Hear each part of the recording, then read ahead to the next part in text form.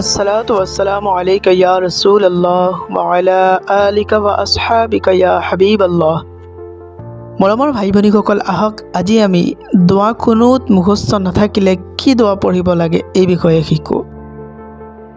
যি ব্যক্তিৰ দোৱা কুনুত মুখস্থ নাথাকিব সেইজন ব্যক্তিয়ে তাৰ পৰিৱৰ্তে ৰব্বানা আতিনা ফিদ দুনিয়া হাসানাতাও ওয়া ফিল আখিৰাতি হাসানাতাও ওয়া কিনা আযাবান্নাৰ এই দোৱাটো পঢ়িব।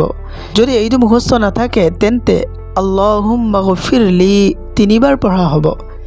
যদি এয়াও মুখস্থ নাথাকে তেন্তে ইয়া ৰব্বি তিনিবাৰ পঢ়া হ'ব। ইনশাআল্লাহ আজ্জা ওয়া জাল ৱাজিব আদায় হৈ যাব।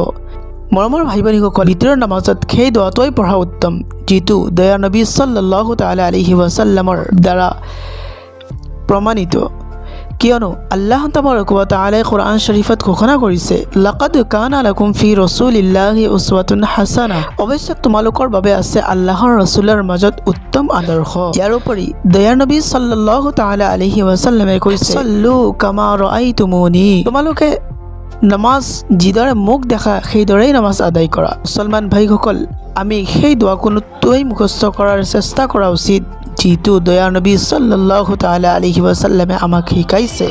আৰু যেতিয়ালৈকে মুখস্থ নহয় তেতিয়ালৈকে মই আপোনালোকক কোৱা দোৱাকেইটা পঢ়িব পাৰে। ইনশাআল্লাহ আজ্জা ওয়া জাল ৱাজিব আদায় হৈ যাব আৰু চকু চিন্তা কৰাৰ কোনো প্ৰয়োজন নাথাকিব। এইখিনি কথা বিশ্লেষণীয়ভাৱে পাবলৈ আপুনি ডিছক্ৰিপশ্যনত যাব পাৰে, তাত গোটেইখিনি কথা লিখা আছে। আল্লাহ তাবাৰক ওয়া তাআলাই আমাক ইয়াৰ ওপৰত আমল কৰিবৰ কাৰণে আৰু দোৱা কুনুত মুখস্থ কৰিবৰ কাৰণে তৌফিক দান কৰক। আসসালামু আলাইকুম ওয়া রাহমাতুল্লাহি ওয়া বারাকাতুহু।